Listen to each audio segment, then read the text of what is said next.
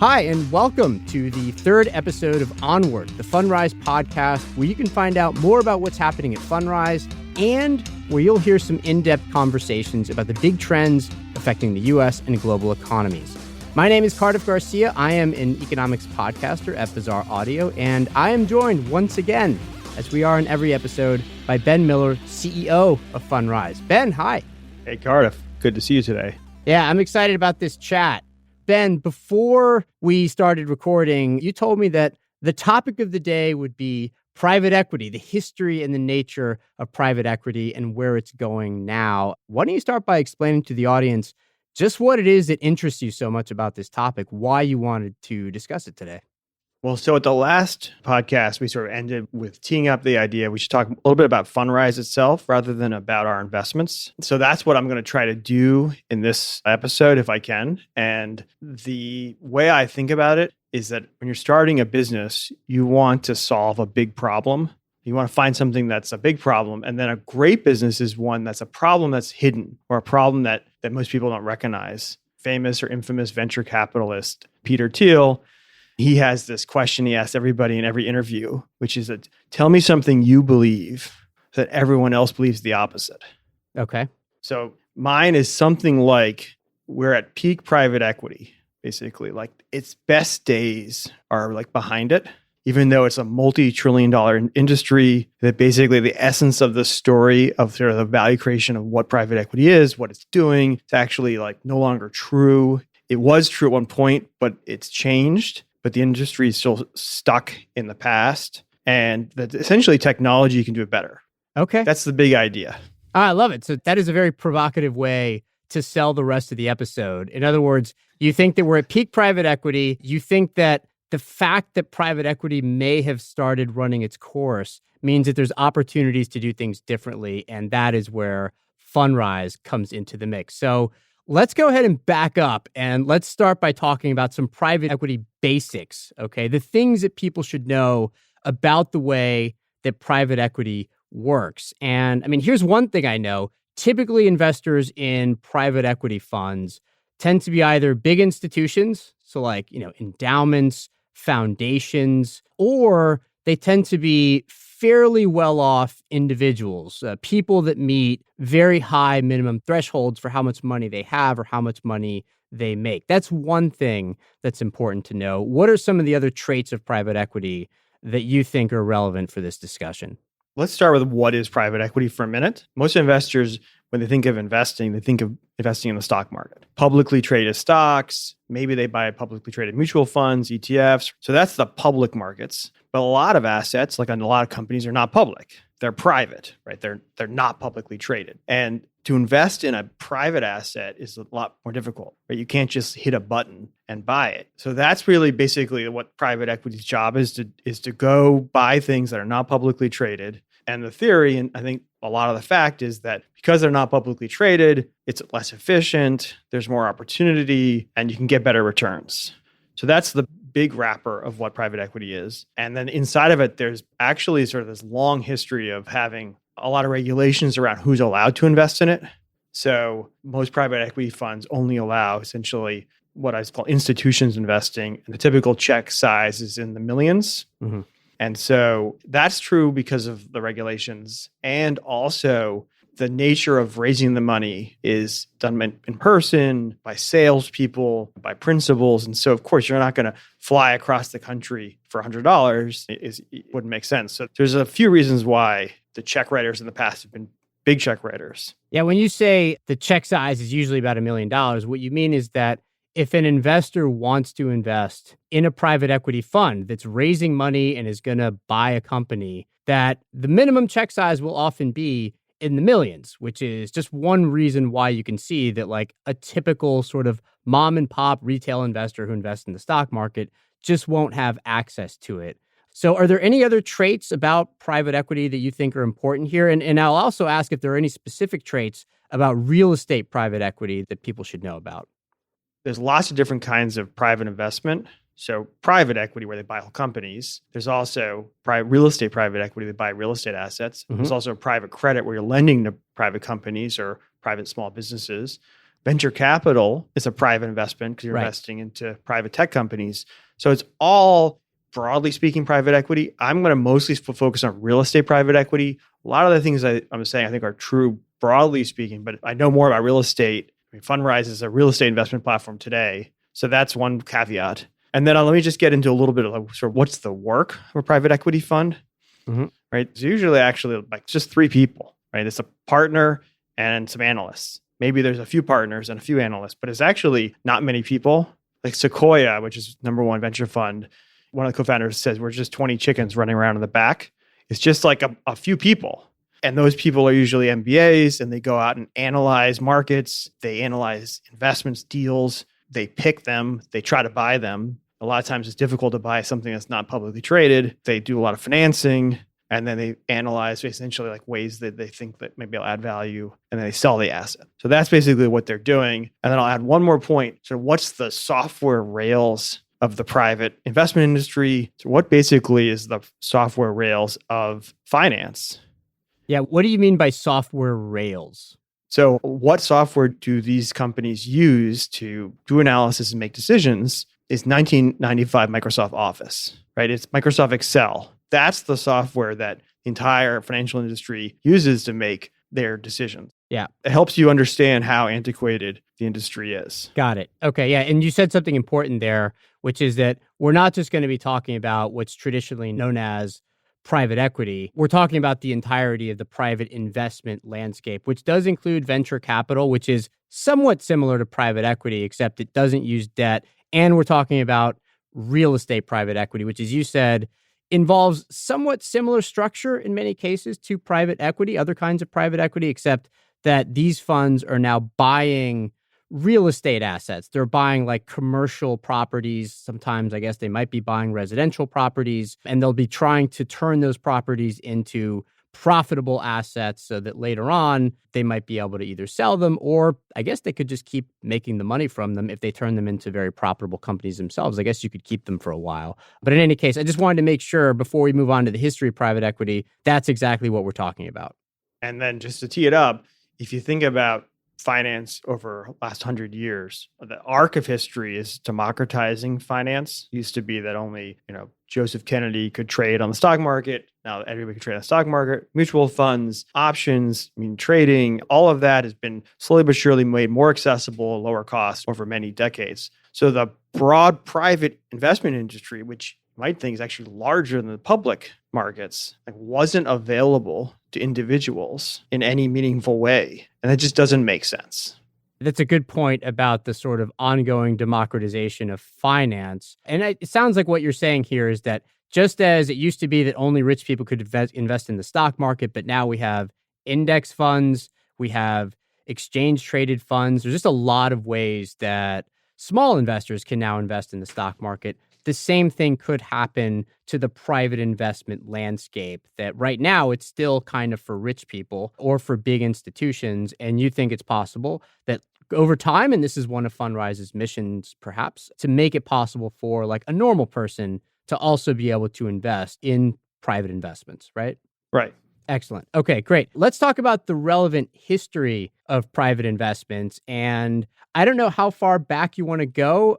I think the origins of the modern private equity industry were roughly in the 1980s, which was like the time of the movie Wall Street and the book Bonfire, the Vanities. It was the Wild West of investors taking over companies. Those companies would try to fight back from being taken over, all that stuff. The venture capitalists, I think, became especially prominent in the 1990s with the dot-com boom, but they were also there before. How far back do you want to go? Like, where do you want to start in terms of the relevant history of private investments? So because I'm going to focus on real estate, I'm going to start in the 80s as well. Okay. But I think private equity and private equity real estate are almost contemporaneous. So to understand anything, you need to understand its history. And so with real estate or real estate private equity, past is prologue. So I'm gonna look at this two different ways. One with the general context and one around specific events. So in the 80s and most of real estate before that, investors were individuals. Investors were families. Investors were basically people who invested through accountants and lawyers. And most of real estate was about harvesting losses You could actually sell losses in real estate, and real estate was basically a way to shelter profits. So it's a whole different world before 1987 when Reagan changed the laws. It was a 1986 tax reform under Brady, and they got rid of that. Secretary of the Treasury then, Nicholas Brady, I believe. Right. Okay. So they changed the law, and the way all real estate was raised, which is called syndication, that stops working because you can no longer have tax loss harvesting. So the entire real estate market implodes.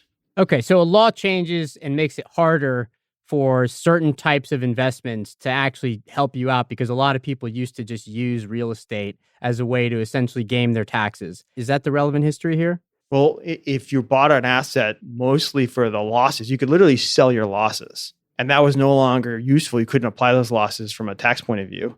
Right. Then all of a sudden the real estate value craters. And so that causes a cascade where most of the lenders to that real estate were S&Ls, savings and loans. Mm-hmm.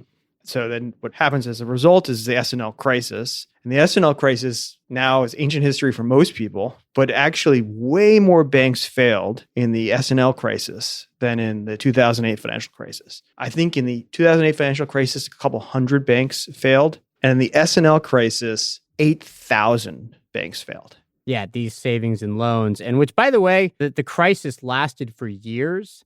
It was at least partly responsible for a recession that happened in the early 1990s as well, which had all kinds of interesting political ramifications. So that's what was happening in the 1980s. Take us a little bit further into the future then. What happened in the 1990s? How did the industry recover? And what did the private equity real estate landscape sort of look like then as it sort of resurrected from the S&L crisis?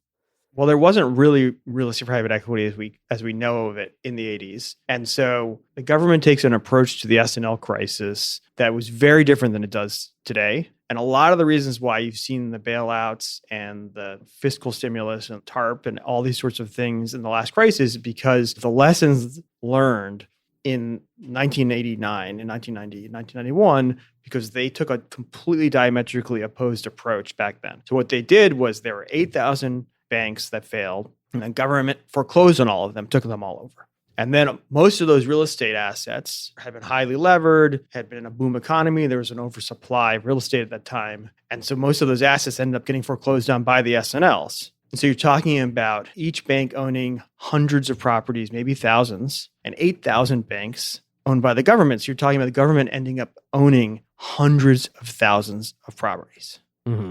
Okay. So the government says, okay, what do we do with this? So they form something called the Resolution Trust Corporation, the RTC. And they form this entity to essentially own all these assets and dispose of them. And then you need buyers for it. So who were the buyers? Right. So how do you sell hundreds of thousands of properties? Like not one at a time. So they turned around and said, we got to sell like a pool of 1,000 properties. Who can buy 1,000 properties? Well, most individuals, most like wealthy families can't buy 1,000 properties. Oh, you need a pool to buy a pool. Okay. So they formed this pool, private equity pool, and the first buyer of the RTC's like first sale was a partnership, 50% Blackstone, 50% Goldman's Whitehall. It was sponsored was this guy, Joe Robert. And they bought this pool. And those types of pools being sold by the government, I mean, they were buying them at pennies on the dollar. Yeah. So all of the private equity funds that sort of launched basically to take advantage of this opportunity made a fortune. Right. The government essentially created the real estate private equity industry. And just to give you like a list of names, the kind of companies that all got started in that period. So Blackstone started in the late 80s. Carlyle started in the late 80s. Apollo started in the late 80s. These are very famous private equity firms that we still know of today and are still quite active. They were raising a lot of money to buy these properties for super cheap because the government was getting rid of them at fire sale prices. And they ended up making a fortune on those investments for themselves and, of course, for their investors. So I think that's the specific events. Okay. But let me just give you a general context because it really helps you understand what private equity does and what's its value proposition. So imagine it's 1992. No internet, no mobile phones. Okay, Cardiff, go to Seattle and figure out what properties to buy, which ones should we buy, how do we buy them? You're going to fly to Seattle. What are you going to do? You're going to go to the library and look up old Seattle Times newspapers on a microfiche? Because you need to find out if these properties are any good somehow, right? Exactly. There's no data. You're talking about having to cold call people, having tons of lunches, random meetings. I mean, the opaqueness, like the inefficiency in the market is just so hard for people to imagine. I mean, back then, right? Newspapers were the source of information. There were local papers. Buffalo had multiple newspapers. There's local retail. If you go to Miracle Mile in Chicago, it has to have local retail. So is that local retail good or not? And if you're in New York, you have no idea.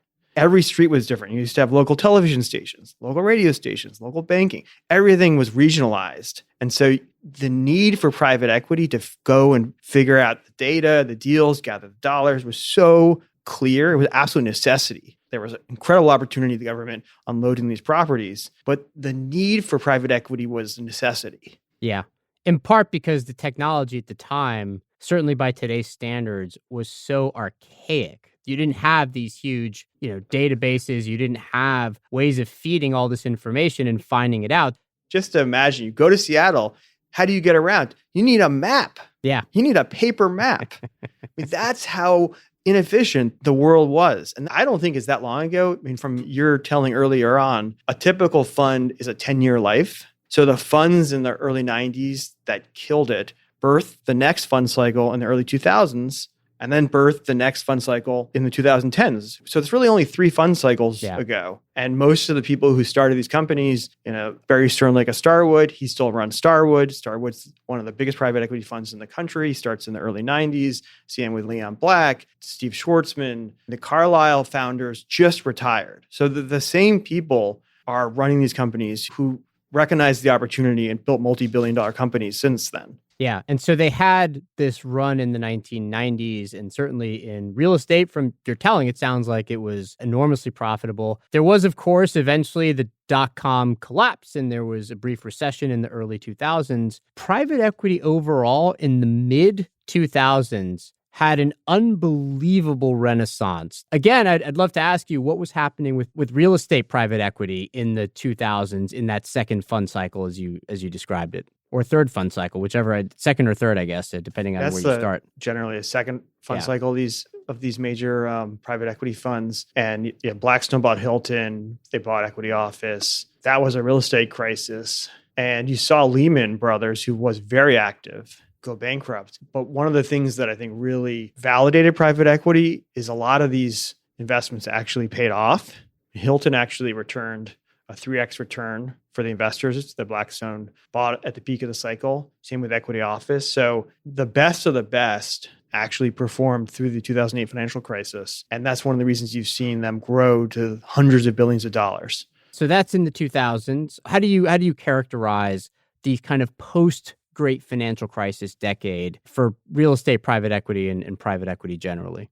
The broader macro trend happening from the 1990s is just a financialization of the markets. So sure, private equity grew to trillions, but so did public REITs. Real quick, real estate investment trust, just in case some of our listeners don't know what that is. Publicly traded real estate investment trusts, there were something like 6 billion in the 80s, and now there's $1 trillion. Yeah. So the CMBS, which is a form of securitization, a kind of a bond financing, RMBS, if you ever read Liar's Poker about the birth of the asset-backed security. So there's a massive financialization of assets over the period. So private equity, no exception, extremely successful, riding that macro trend. That's why I talk about a lot of what's true about private equity is true about all of finance. And it's a lot of those sectors are not done by people anymore. It's done by machines. So let's go to the next question about how does it really work?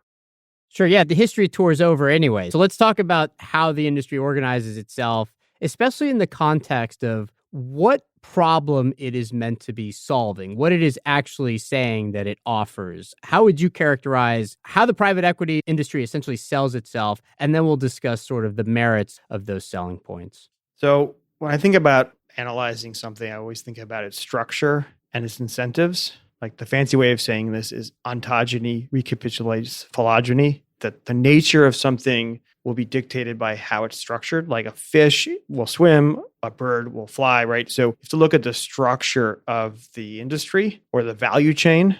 And what do you mean by value chain exactly? I often think of the investment business like a supply chain business. Everybody's familiar with supply chains these days. So money has supply chain as well. So money moves through a supply chain or value chain. So it starts with a person like Cardiff has money, and he's going to put it somewhere, right? So I'm going to go back to the 90s because actually most of the structure of the industry is set in the 90s, and that structure is still true today. Where did people put that money in the 90s? They put their money into pension funds. Maybe they actually put their money in insurance companies. And so those pension funds and insurance companies back then, right, they gather those dollars with cold calls, phone calls, local branch offices. So the first step in the value chain or the supply chain of money is actually aggregating dollars together, because your monthly paycheck, some part of it's going to get saved, and it makes its way to the bank, it makes its way to an insurance company, it makes its way to pension fund. They aggregate the dollars. That's the first part of the structure of the value chain. Those aggregators, which in the financial world, they call them institutions, and then, again, like a California State Teachers, MetLife, or it could be, JP Morgan. Right. Pension funds are institutions. They are institutional investors, in other words, right? Institutions are really just aggregators of dollars. Right. And that's their job. That's the function they provide to finance. And then the next step in the value chain, especially in the 90s and 2000s, was allocators. So an investment fund would raise money from these institutions for a strategy like real estate, or it might be venture capital. It could be a very specific strategy like distressed debt, but they basically, an allocator or a fund manager goes to these institutions and says, you have all this money, you don't know how to invest it. Your job's aggregating dollars, actually, mostly. We know how to invest it. We're going to allocate it for you. And that's the fund. And they fly to Seattle and say, hey, I need somebody who knows about Seattle, because I don't know anything about Seattle and I have to allocate all this money. I want to find a local operator, a real estate operator, real estate partner who knows about apartments in Seattle or office buildings in Seattle. And they're going to fund them. And the local operator will do the construction, the development, the leasing, the project management, the things on the ground that you need to be local to know how to do. So the three parts of the value chain are the aggregator, the allocator, and the operator. What you're saying is that from the time I have $1 from my paycheck and I decide that I want to invest it, to the moment when that dollar is actually invested in something specific, like a property in Seattle or whatever, that dollar has to pass through all these different administrative and logistical processes, each of which, by the way, includes like hiring people that they have to employ to pass that money along, technology that they have to invest in. And so it's costly, it's expensive. So by the time that dollar, what started as $1 in my pocket, is actually invested in an asset in Seattle, it's been essentially like a feed away, right? Like there are these fees that it has to pass through, and it might not be $1 anymore. It's a very expensive sort of way of doing things. And back then, when the technology wasn't awesome, the value chain was like quite long and it could be a little bit expensive. And it sounds like what you're saying is if you could find a way to shrink the value chain, then more of my dollar would actually be invested. And that means I would also get more money back once that investment pays off. Is that what we're setting up here? I'm setting that up. Let me just caveat that with back in the 90s and even the 2000s, the market was so inefficient. There was so much opportunity that even though there was an expensive value chain, you captured so much value. You could still make a ton of money. It was worth it. Yeah. It was worth it. Yes. And we're talking about the dollar going through, but just I think people also can't imagine the 90s because I was there. So I was like, yeah.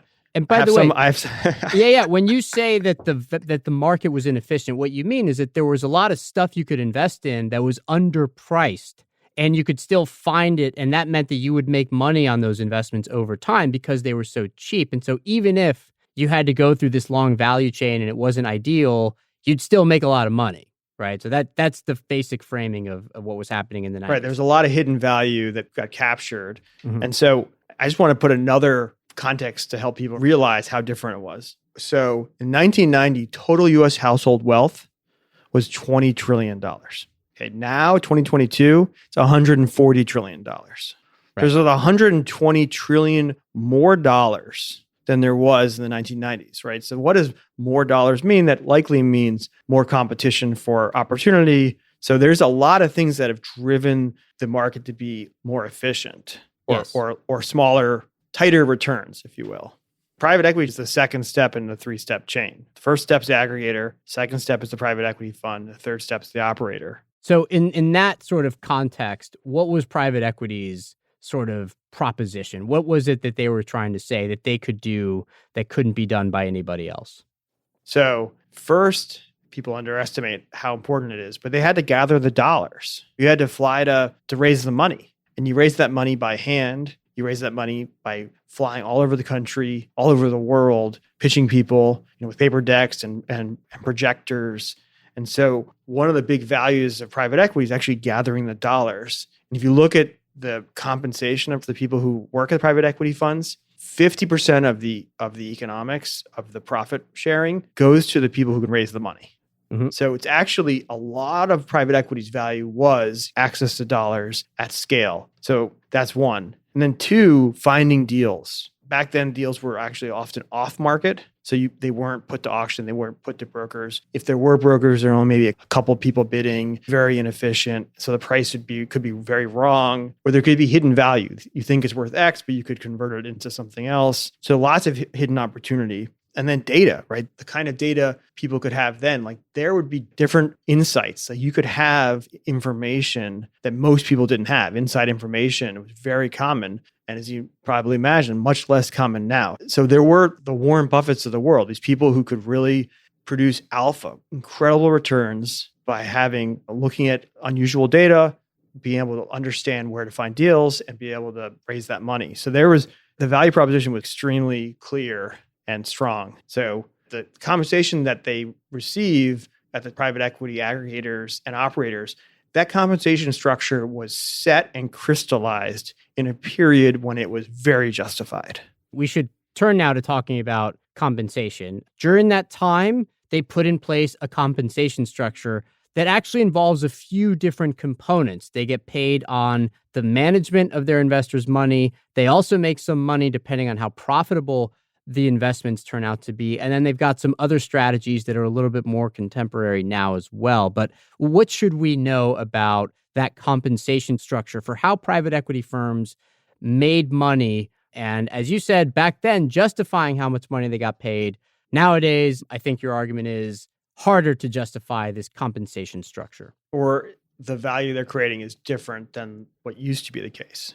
So the handle is 2 and 20. That's what people in industry say. They say 2 and 20. That means 2% annual asset management fee and 20% of the profits, a minimum return hurdle. So the basic idea was, hey, if you're really good at making profits, you're really good at basically generating returns, upside, you should get a share of those profits. And that was typically 20%. And that was true with the private equity fund manager. And also the operator, the person on the ground, that operator would also get at least 20% of the profits and some asset management fees. So you're actually talking about 2 to 3% asset management fees across that value chain, plus 40% of the profits. And then the aggregator also has, whether if JP Morgan's aggregating it or a pension fund, they're also charging some amount of asset management fees and often some kind of commissions, or there's advisors. So the total value chain is taking about half of the return,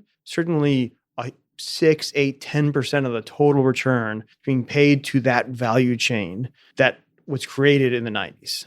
And I just want to contextualize the 20% of the profits, just give people a sense of how much that is. So that 20% profit sharing, it's called the carried interest. It's also called the promote in the real estate industry. And actually in the tech industry, they just call it stock options. Yeah. Right? It's very similar. It's incentivized people. So 20% of the equity is about how much a typical tech company's employee pool, all the employees at a tech company, will usually have about 20% of the total equity in stock options. So you're saying the 3 guys and a dog who are doing the private equity are getting paid the same amount as all the people who work, for example, at Fundrise. The 300 people who work at Fundrise would get about the same amount of the upside as the private equity investor or the venture fund. So that just gives you a sense of how much 20% adds up to.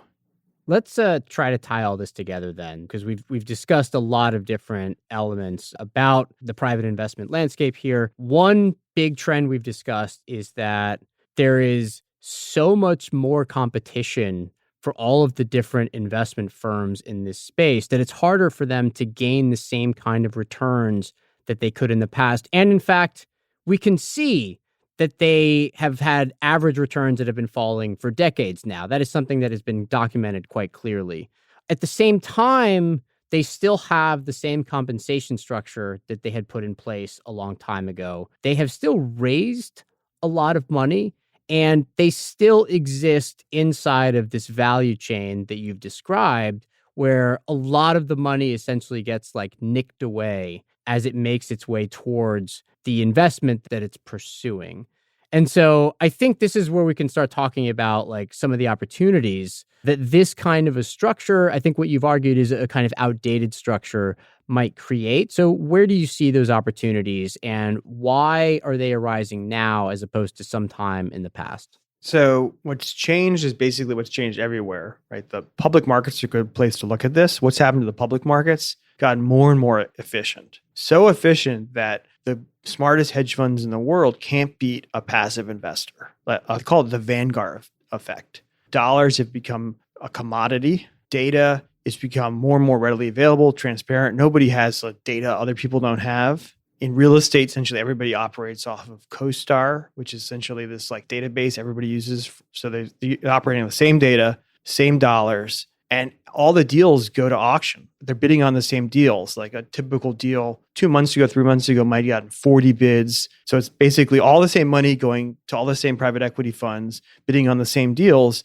What does that sound like? It sounds like the public markets, right? It's being bid at an efficient price, and there's no hidden inside data or knowledge about those deals. So the market has changed a lot as a result, and the industry has seen a lot of pressure. It's a mature industry, so mature industries usually have fee compression. So 2 and 20 is now 1.5 and 20, and still more compression on that. And the second thing you see in a mature industry is consolidation. And you're seeing two kinds of consolidation in private equity. You're seeing horizontal consolidation. That means funds buying other funds. So Bentel Kennedy is buying Green Oak, and they're now bigger. And the reason that they're doing that is because there's so many private equity funds that the aggregators really just can't choose. So they want to just pick the biggest. So there's this consolidation. And they also want to push on having lower fees. And basically, you can have lower fees if you have more scale. So you consolidate. And the other kind of consolidation is happening is vertical consolidation. So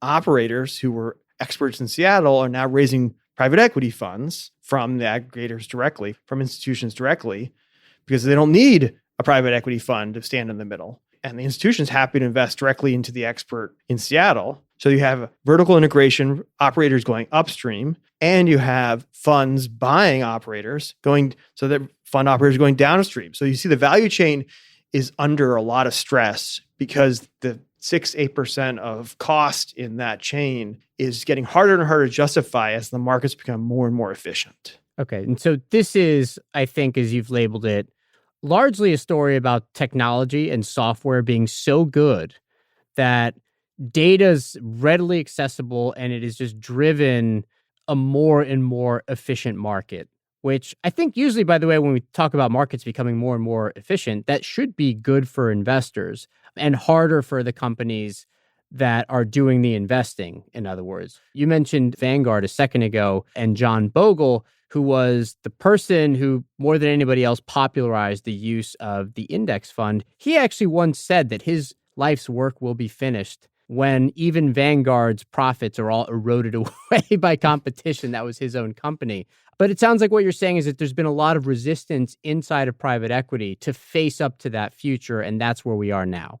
So why? So there's sort of the obvious reason and the less obvious reason. So the obvious reason is it's very profitable. These are multi-billion-dollar institutions. It doesn't make sense for them to have less profit. They want to have more profit. That's the obvious reason. But the actual more interesting sort of hidden reason is that there's parts of the value chain that are very resistant to change. So let's talk about aggregators. So the institutional investors, pension funds, insurance companies, banks, sovereign wealth funds. So what do they all have in common?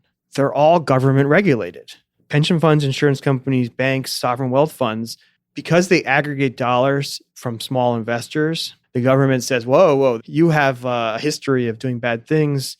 We're going to regulate you. We're going to make sure basically you can only take certain risks and have oversight. You can argue if that's good. The unintended consequence is that things that are heavily regulated by the government are very slow to change. Okay. So that's where some of the resistance is coming from here. How does that actually manifest as resistance to change? Is it that they're more willing to accept that they'll get charged these big fees by private equity and they're a little bit loath to try something different and more innovative? What exactly is it that manifests as? I know firsthand. So if you go to a pension fund, the person who works there is like a pseudo government employee. So you say to the pseudo government employee, let's do something different means risky. Well, so they have no upside. They don't get any upside profits, options in anything that works to the huge upside doesn't actually benefit the government employee. So anything with risk only has downside for a government employee. Yeah, because they get fired if it doesn't work out, and it was shown to have been something different from what they used to do, right? Right. So they get fired if it's different, and they don't get any rewards if it's better. So they basically don't want it. And I've actually seen a very large amount of resistance for transparency. It's everyone in the value chain is happy. And so what often happens when a value chain is senescent, is sort of mature, but under stress, maybe ready to go, is change from the outside, not so much change from the inside. Okay. And I think this might be a good time to essentially satisfy what I imagine is the wishes of all our listeners after that tease we gave at the end of the last episode, which is when we essentially discuss how Fundrise has tried to capitalize on the opportunity that you've witnessed inside of the real estate private equity landscape. So where does Fundrise essentially come into all this? And in particular, I'm curious to hear your thoughts on how Fundrise has brought a lot of that value chain in-house. And that's how I understand it, but I could be wrong. So why don't you essentially explain Fundrise's role in all of this? Yeah. I have a friend who always says, it's all about the wind-up, not the pitch. So that was a long wind-up. That was a very long wind-up, and here it comes right down That's the my middle. specialty, long wind-ups. So I'm going to do an analogy for a minute, though, because I think people will understand it well if you look at other industries where this happened. So my analogy is enterprise software. What that means is a big company like Intel wants to change their ERP. That's like all their internal HR and accounting software. Mm-hmm. Intel just changed their ERP and they spent hundreds of millions of dollars on that. Hundreds of millions of dollars. The enterprise software companies are IBM and SAP, and that process is a business-to-business process, B2B sales. Why is it a B2B sale? Because it's a huge check. There's a lot of risk. You need a lot of buy-in from a lot of people. It's very slow. And that's basically how fundraising works for private equity. If you're going to go raise money from California state teachers or NYSTers, not New York state teachers, they're going to write a $50 million check. There's a lot of risk. There's a lot of career risk. They're going to move slow and they're going to put it into Carlisle. It's going to be done in meetings. It's going to be done B2B. I just want to be clear. You're talking about the California State Teachers Pension Fund, right? We're not talking about California State teachers themselves. And they're like, but it's coming from them. But like, I understand what you mean. You're talking about this enormous hundreds of billions of dollars in assets pension fund that represents the pensions of the California teachers, right? So they're going to raise the money and it's going to all happen through a very traditional process, essentially. Yeah. And actually, just like enterprise sales, you never got fired for hiring IBM. It was like a saying way back. And so you don't get fired for picking Carlisle. That's like a smart move. So it's really the incentives of the person working at these places, these people, these intermediaries are not fully aligned with the investor or the actual principal whose money it is. That dynamic of B2B, it's been disrupted in a lot of industries, not just software. And how did it get disrupted? What they basically call now is SaaS. Software as a service. So what does that mean? Why did that destroy enterprise software? So the basic idea is if you open it up to more people, sort of democratize it, right? That will open up a whole new market. They call it the long tail in tech. But to open it up to more people, what do you need to do? You need to standardize it, right? It can't be different for each investor. Manual processes done by people are different for every customer. But if you can standardize it, that means you can open it up to more people and you can then automate it. And once you can automate something, then it doesn't matter if it's $10. Like our software, our machine doesn't care if it's $10 or $10 million. It's just, that's just zeros and ones in the database. So what SaaS did is basically brought technology to more people, sort of democratized like Dropbox or Netflix is another example. It made it very easy for each person to have software on their phone. And what was surprising, I think, to the tech industry, and I think will be surprising to the private equity industry, is that standardized automated software solution ends up over time becoming better than the enterprise software. Yeah. And to bring that analogy home, by automating, for example, the way that investors put their money into the funds that are managed by Fundrise, then, yeah, an investor can put $10 into one of those funds, just like an investor can put $100,000 or more into those funds. And that way it helps to democratize access to the funds because you're not just having meetings with people who can put in big checks to you, right? Right. When someone's writing a big check, there's a relationship, you have to spend a lot of time with them. There's lots of paperwork. It's a very different process. As you move to an automated process, I remember when I started Fundrise, people told me it was impossible for me to basically have small check writers. They basically said, what's the point? And what they didn't understand is that having everyone anywhere, you could be at home in your underwear at midnight and invest in Fundrise, not in a boardroom and writing a check to Carlisle.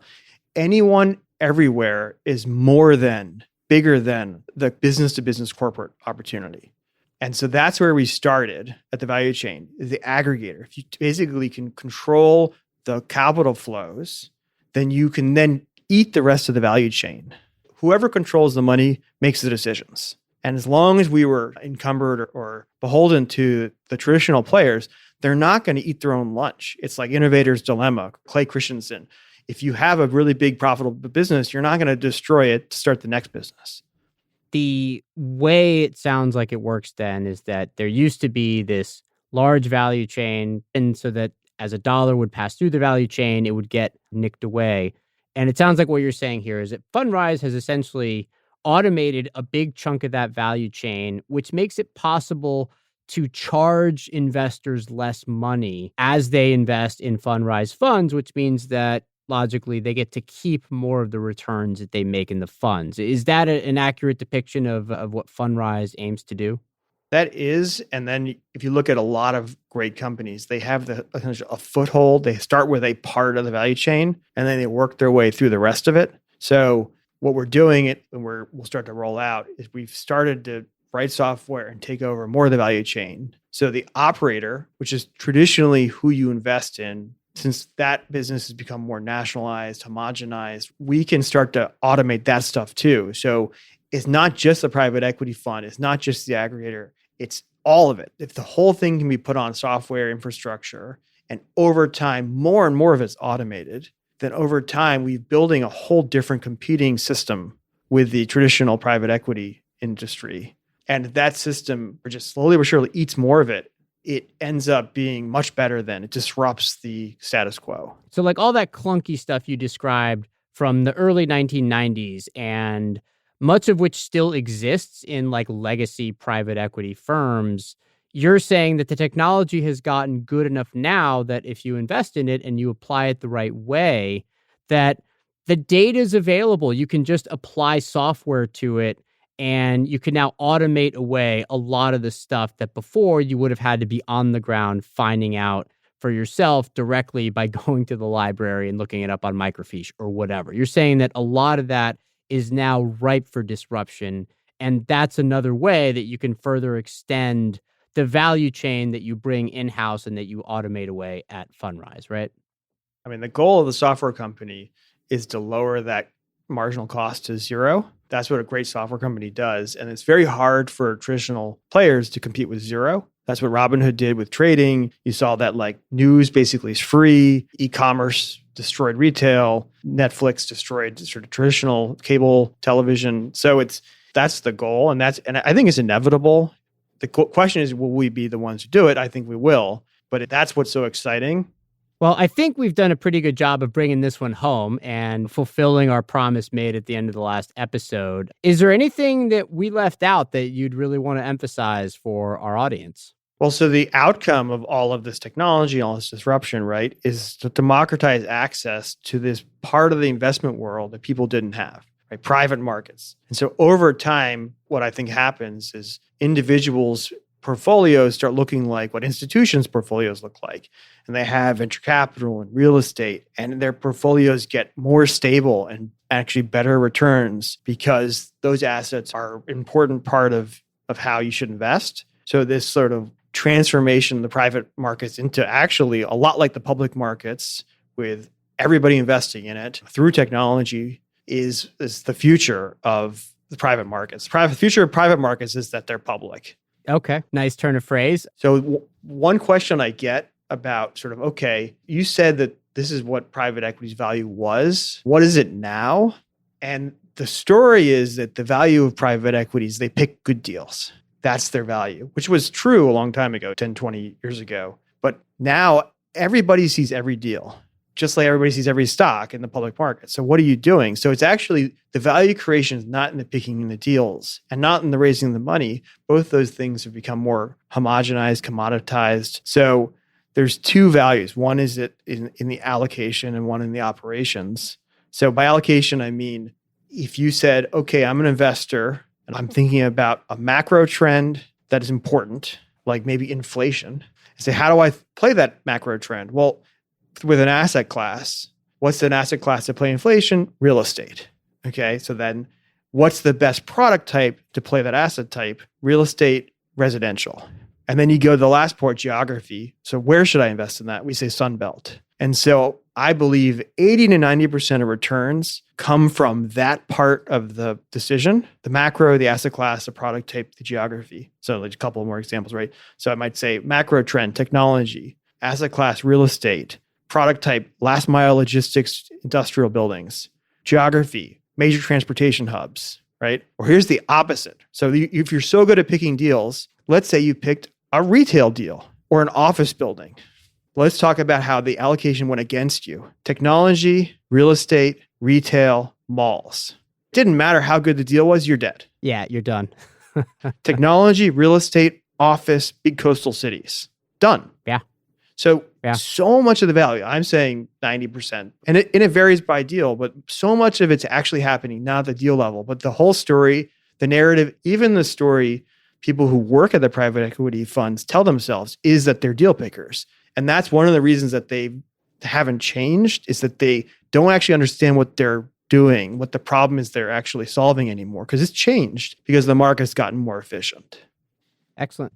One final question I have is, do you worry that an approach that is so focused on applying technology and bringing that value chain in-house is also a copyable strategy? Do you worry essentially about competitors also following in your footsteps and trying to do the same thing and starting to erode the edge that you have there in the same way that like the edge in the 1990s was also eventually eroded away? I mean, obviously I worry about everything. There's that instinctual downsideriness of Ben Miller, right? So fortunately right now, we're just so far ahead of everyone else. But I mean, here I am on the podcast telling everybody in the world this is what sharing we're it do. with everyone, right? Yeah. We've had this thinking for years, but we didn't tell anybody until now because I didn't want anybody to realize what we were doing. And now I feel, okay, it's going to be hard for them to catch up. They definitely will copy, no question. And they'll claim similar things as us, but the technology ultimately can't lie. And so, I mean, it'll be a battle for who ends up winning this prize. But I think that we have a really, really good shot. All right. Ben, this has been a great chat. Do you want to tease perhaps what you'd like to discuss on the next episode? Well, my hope is to have another Fundrise voice on the podcast. I don't actually like doing so much of the talking, and I'm one among hundreds. I'll say for the moment, I got to figure out who is the best person to have on with us. So it'll change it up, and we'll see how that goes. All right, so we'll leave the listener with a little bit of suspense about the mystery figure that we might bring on the next episode. Ben Miller, CEO of Fundrise, thanks for the great conversation. Thanks, Cardiff.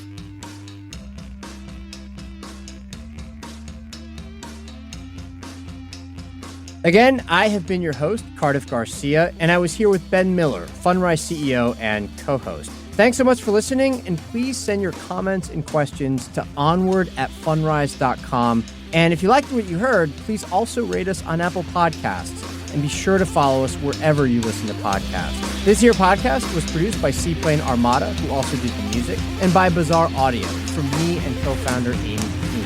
And we'll see you again next month. Bye now.